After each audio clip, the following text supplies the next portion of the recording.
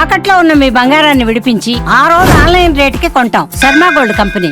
Movies కి రాకుండా అలాగేం లేదండి. మా పెళ్ళయింది, పాప పుట్టింది, అట్లా పర్సనల్ లైఫ్ కొంతకాలం పాటు గడిచిపోయింది.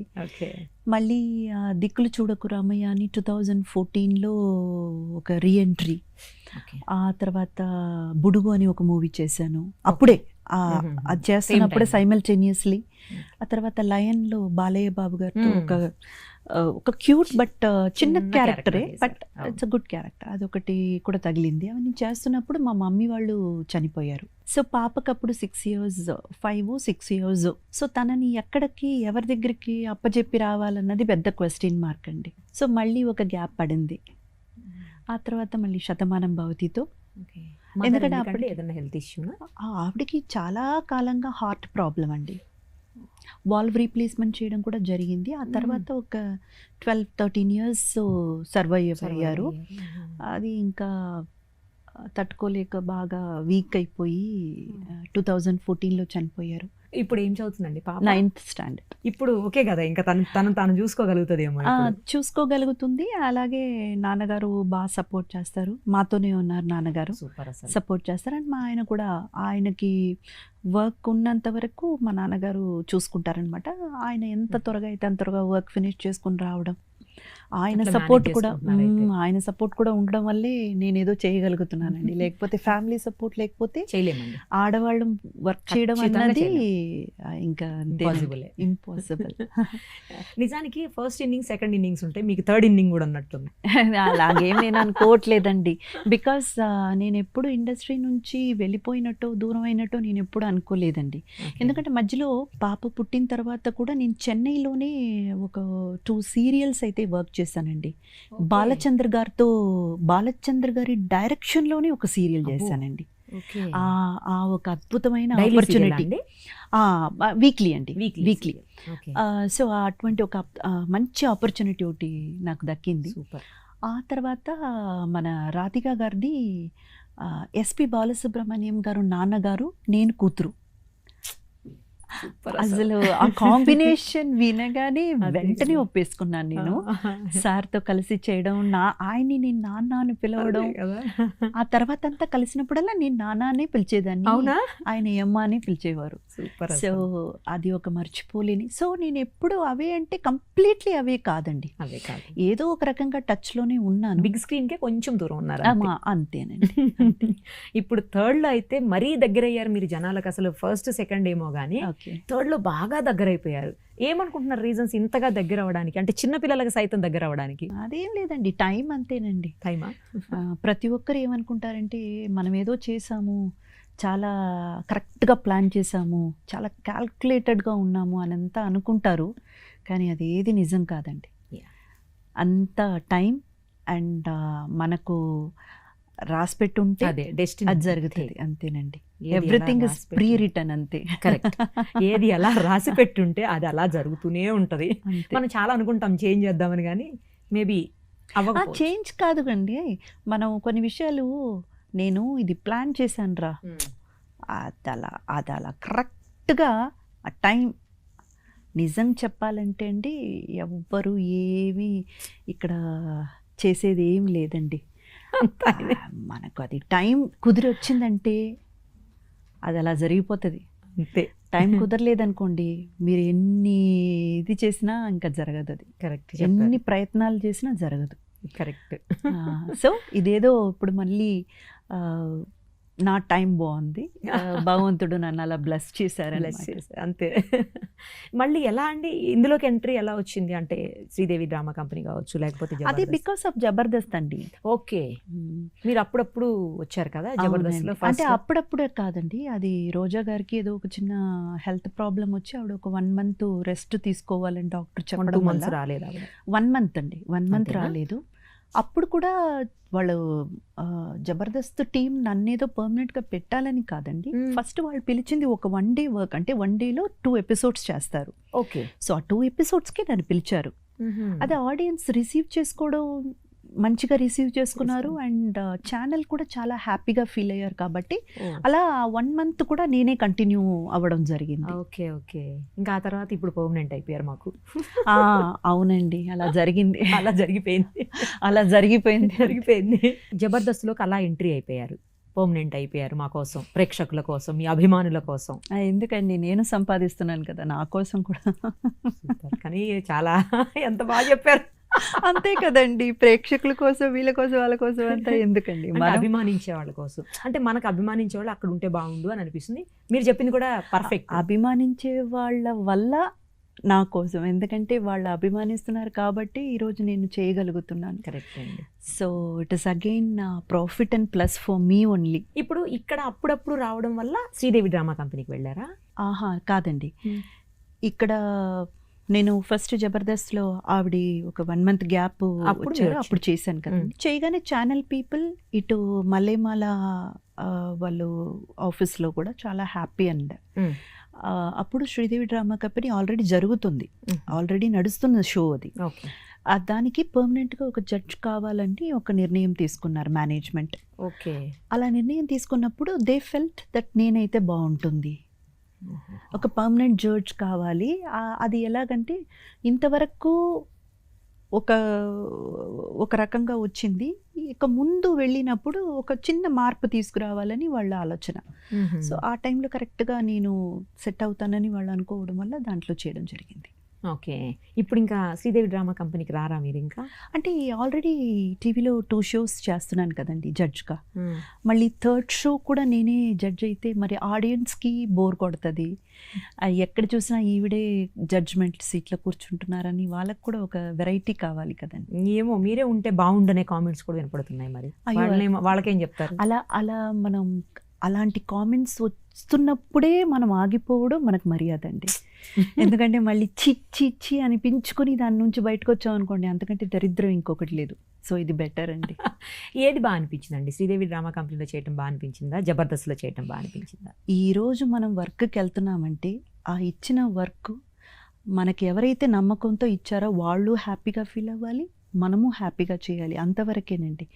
ఇంకా మళ్ళీ దాని గురించి ఆలోచించే మైండ్ సెట్ అయితే నాకు లేదు. చేసే వర్క్ కంప్లీట్గా 100% సాటిస్ఫాక్షన్తో మనం చేయాలి. అది ఎక్కడ చేసినా సరే, మీరు ఈ షో కాదు రేపు 2 నుంచి తీసేసి నాకు వేరే షో ఇచ్చినా అక్కడికి వెళ్ళినా ఐల్ బీ 100% అండి. అంతే. ఇప్పుడు కొన్ని మిక్స్డ్ కామెంట్స్ వినిపిస్తున్నాయండి. ఈ మధ్యకాలంలో జబర్దస్త్ రేటింగ్ తగ్గిపోయిందని కొంతమంది, లేదు ఇప్పుడే బాగుంది షో అని. ఎందుకంటే రీజన్స్ ఏంటంటే కొంచెం బాడీ షేమింగ్ గురించి, రకరకాలుగా కొన్ని అక్కడ స్కిట్స్లో జరిగే వాటి కోసం, మరి ఎందుకో తెలియదు, అడల్ట్ కంటెంట్ అనో సంథింగ్ తగ్గిపోయింది రేటింగ్ అని. కొంతమంది ఏమో లేదు ఇంద్రజా గారు వచ్చిన తర్వాతే బాగుంది అని. రియల్లీ సో యాక్చువల్గా చెప్పాలంటే ఇప్పుడు ఇందులో 2 questions ఉన్నాయండి. నేను ఫస్ట్ రేటింగ్ గురించి చెప్తాను మీకు. ఇప్పుడు జబర్దస్త్ 2013లో స్టార్ట్ చేశారండి. ఆల్మోస్ట్ చూడండి, ఇప్పుడు 9 years కంప్లీట్ చేసుకుని 10th yearలోకి వచ్చింది. ఇంతవరకు అండి టెలివిజన్ హిస్టరీలో ఒక కామెడీ షో, ఇన్నేళ్ళు నడిచిన కామెడీ షో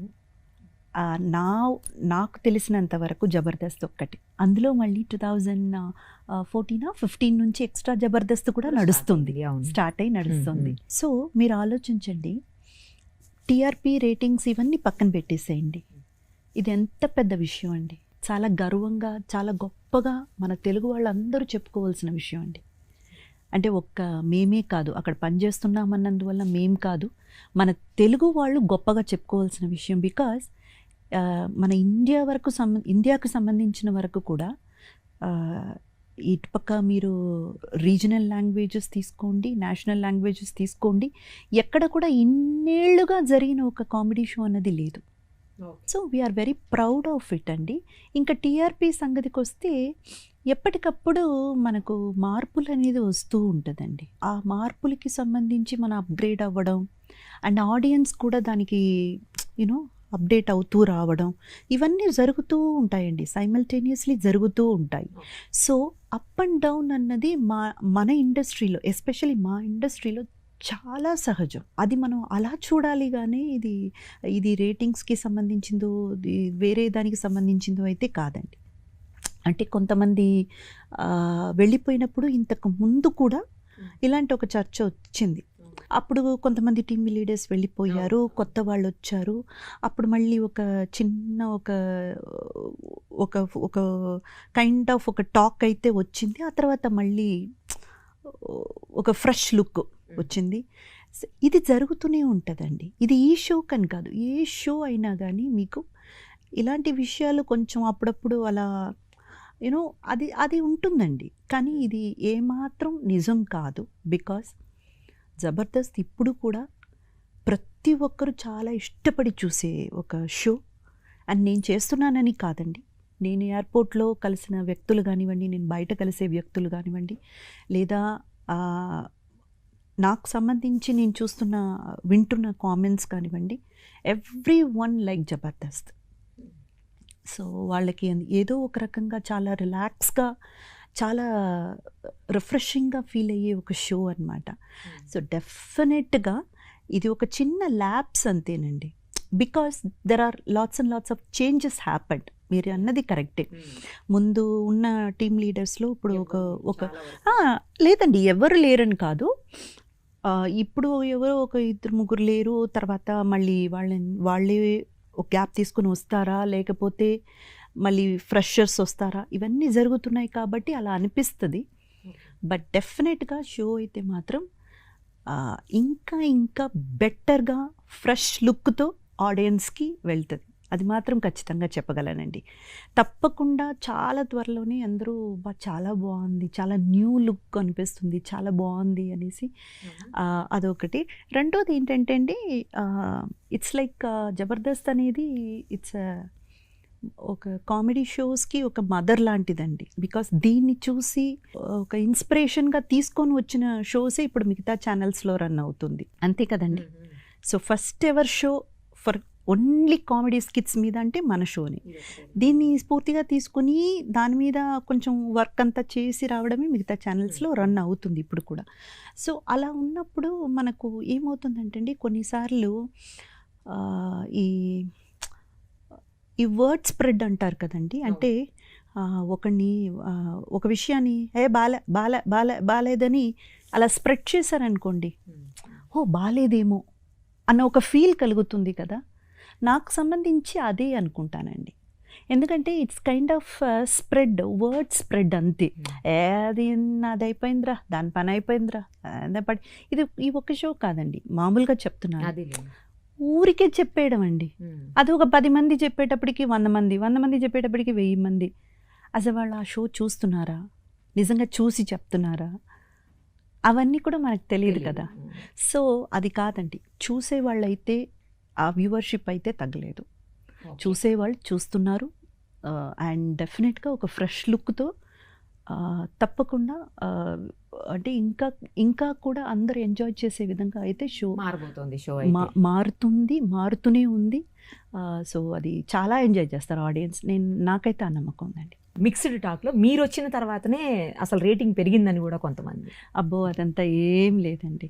ఒక్క విషయం చెప్తానండి, స్కిట్ బాగుంటే ఎవ్వరొచ్చి అక్కడ కూర్చున్నా దాని గురించి అసలు ఆడియన్స్ పట్టించుకోరండి. అంటే ఒక్కటేంటంటే అండి, యాజ్ ఎ జడ్జ్గా నా పని ఏమిటని నేను అనుకోవడం అంటే, అటు టీమ్ లీడర్స్కి, ఆ టీంలో పనిచేస్తున్న ఆర్టిస్ట్కి మనం వేసే పంచులు, మనం చేసేటువంటి ఈ కామెడీ ఆవిడ అర్థం చేసుకోగలదు, ఆవిడికి అంత కమాండ్ భాష మీద ఉంది అన్న ఆ నమ్మకాన్ని ఇవ్వడం. ఇటు ఆడియన్స్కి ఈ చోట మనం నవ్వాం, ఆవిడ కూడా నవ్వింది అని కనెక్ట్ అవ్వడం. సో యాజ్ అ జడ్జ్గా నా పని ఏంటంటే అండి, టీమ్ లీడర్స్కి, టీమ్ మెంబర్స్కి ఒక భరోసా ఇవ్వడం, దట్ మీరేదో చేస్తున్నారు, అది నాకు అర్థమవుతుంది. అండ్ అర్థమై నేను నవ్వుతున్నాను, నేను ఎంత అర్థం చేసుకుని నవ్వుతున్నానో సేమ్ వే ఆడియన్స్ కూడా నవ్వుతున్నారని. So it's a bridging between the audience and the team leader అండి. సో ఇది నేను అర్థం చేసుకున్నాను. So that is the only one point అండి. అండ్ ఇంతకుముందు మీరు చెప్పినట్టు ఈ బాడీ షేమింగ్ గురించి, ఇది చాలా చోట నేను వింటూనే ఉన్నానండి. జబర్దస్త్లో బాడీ షేమింగ్ చేస్తున్నారు, లేదా ఏ కామెడీ షో తీసుకున్న దాంట్లో బాడీ షేమింగ్ చేస్తున్నారు, అలాంటి డైలాగ్స్ చెప్తున్నారు అని చెప్పేసి. అడల్ట్ కంటెంట్ వస్తుంది ఇట్లా. అది అంత నాకైతే తెలియదండి. ఎందుకంటే చేస్తున్న వాళ్ళందరూ అడల్టే కదండి, ఎవరు జూనియర్స్ పిల్లలు కాదు కదండి, అడల్టే చేస్తున్నారు. కానీ అది మితమించిపోకుండా ఒక గీత గీసుకుని దాంట్ లోపల ఉన్నంత వరకు అయితే ఏం ప్రాబ్లం లేదండి. అది ఎప్పుడో ఒక్కసారి అటు ఇటు అలా ఒక లైన్ అటు వెళ్ళి మళ్ళీ వచ్చేయడం, మళ్ళీ సెటిల్ అయిపోవడం. ఎందుకంటే దాన్ని మానిటర్ చేయడానికి మేనేజ్మెంట్ ఉన్నారు, మేనేజ్మెంట్లో ఒక టీం ఉంది, ఆ తర్వాత ఛానల్ ఉన్నారు. వీళ్ళందరినీ దాటుకుని ఏ ఒక్క విషయమైనా ఆడియన్స్కి వస్తుంది. సో వాళ్ళందరూ కూడా చూసి దిస్ ఇస్ ఓకే అని అనుకుంటేనే తీసుకొస్తున్నారండి. కానీ ఇక్కడ బాడీ షేమింగ్ అన్న దాని మీద ఏమవుతుందంటే అండి, అక్కడ వచ్చి నిలబడే ఆ క్యారెక్టర్స్ ఉన్నారు కదండి, అంటే ఎవరి మీద అయితే ఆ బాడీ షేమింగ్ పంచెస్ వేస్తున్నారు అనేసి అనుకుంటున్నారు, ఆ పర్సన్స్ ఇది నా కళ్ళతో నేనే చూశాను, ఇంకొక 4 పంచ్ చెయ్యన్నా అని అడిగి మరీ తీసుకుని వేయించుకునేవాళ్ళు. ఎందుకంటే ఆ 4 పంచులు పడే వరకు వాళ్ళ మీద లైమ్ లైట్ ఉంటుంది కదా అని. మీకు అర్థమవుతుందండి. ఓకే. అక్కడ వచ్చేవాళ్ళు, నిలబడేవాళ్ళు ఎవ్వరూ కూడా ఏవి తెలియకుండా ఏదో కృంగిపోయి చాలా ఇష్టం లేకుండా ఫీల్ అయిపోయి బాధ అంత లేదండి. అవునా? వాళ్ళు అందరికీ కూడా ఇది కామెడీ, మనం చేస్తున్నది కామెడీ స్కిట్, ఇందులో అసలు దీంట్లో మనం పెద్దగా ఫీల్ అవ్వాల్సింది ఏమీ లేదు అని, ఇంకొక 4 పంచులు వెయ్యన్నా, నేను కనబడతాను కదన్నా, పర్లేదండి మీరు వేయండి, దాని గురించి ఏం లేదండి, ఇలా చెప్పేవాళ్లే తప్ప. అంటే నేను నిజంగా చెప్తున్నానండి, బాడీ షేమింగ్ అన్నది ఏంటంటే అండి, ఎవరో ఒకరు వ్యక్తిపరంగా చాలా కృంగిపోయి ఫీల్ అయిపోయి ఒక అయ్యో ఇది ఎవరైనా ఏమైనా చెప్పేస్తారా అనేసి చాలా సిగ్గుతో తల ఉంచుకునే ఒక పొజిషన్లో ఉన్నప్పుడు వాళ్ళని నొప్పించాలని, వాళ్ళని బాధ పెట్టాలని వాళ్ళ మీద వేసేదే బాడీ షేమింగ్ అవుతుందండి. అలాంటిది బయట జరగవచ్చేమో కానీ అండి, ఆన్ స్క్రీన్లో స్టేజ్ మీద అయితే అలాంటిది ఏది జరగదండి. ఎందుకంటే రిహార్సల్స్లో వాళ్ళు చూస్తారు, వాళ్ళు అక్కడే చెప్పొచ్చు కదా, అన్న నా మీద ఇలా మాట్లాడకు, పంచ్ చేయొద్దు, ఇలాంటి పంచ్ వేయొద్దు సార్ ప్లీజ్, నేను అది ఐ కాంట్ టేక్ ఇట్ చెప్పొచ్చు కదా. అలాగంతా లేదండి, వాళ్ళందరూ అదంతా తెలుసుకుని. అండ్ అలా చూసామనుకోండి, పొట్టిగా ఉన్నవాళ్ళు, పొడుగ్గా ఉన్నవాళ్ళు, తెల్లగా ఉన్నవాళ్ళు, నల్లగా ఉన్నవాళ్ళు, లావుగా ఉన్నవాళ్ళు, సన్నగా ఉన్నవాళ్ళు, అంటే మనం దేని గురించి మాట్లాడినా అయితే బాడీ షేమింగే అవుతుంది. అవును, కరెక్ట్ అండి. అది ఇప్పుడు ఉంగరాల జుట్టు ఉంటే, ప్లెయిన్గా స్ట్రైట్ జుట్టు ఉంటే అన్ని బాడీ షేమింగ్ కిందే కదండి వస్తుంది. ఇప్పుడు మామూలుగా మనం పిలుచుకోమండి, మన ఫ్రెండ్స్ వాళ్ళని పిలుచుకోమా, రే వండోడా అని మనం పిలవమా, పొట్టిగా ఏ పొట్టి ఇట్రా అంట, రే పొట్టోడా ఇట్రా అని చెప్తాం, అంతే కదండి. అమ్మాయి పొట్టిగున్నా పొట్టి ఇట్రా, అంతే కదండి. అది కామెడీ కింద వచ్చినప్పుడు, కామెడీ స్కిట్లో వచ్చినప్పుడు అక్కడున్న ఆర్టిస్టులు ఎవరిని కూడా బాధ పెట్టే విషయం అయితే జరగలేదండి. వాళ్ళేదో ఫీల్ అయిపోయి అలా ఏమో బాధపడిపోయి అదేదో వీళ్ళు తీసుకుని పెద్ద విషయం అదంతా ఏమీ లేదండి. ఆ మొత్తం వాళ్ళ యాక్సెప్టెన్స్తోనే ఆ స్కిట్లో ఆ పంచులు వేయడం జరుగుతుంది. ఇది నేను కళ్ళారా చూశానండి. సో దాని వరకు అయితే నేను చెప్పగలను. రూల్డ్ అవుట్ ఇంకా. రైట్. సుమన్ టీవీలో మీ పర్సనల్ అండ్ బిజినెస్ ప్రమోషన్స్ కోసం కింది నెంబర్కి కాంటాక్ట్ చేయండి.